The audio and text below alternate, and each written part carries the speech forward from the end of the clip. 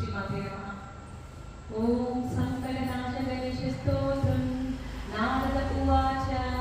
प्रणम्य शिरसा देवमायकं भक्तावासं स्मरे नित्यमायुष्कामार्थसिद्धे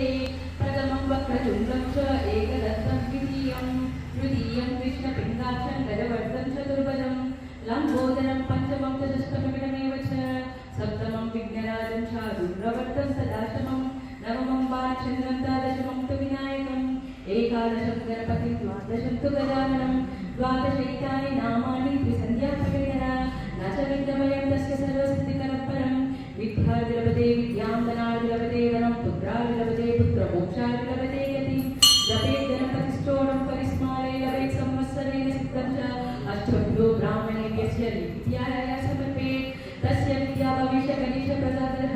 इति श्रीनारदपुराणे सङ्कटनाशगणेशस्तोत्रम्।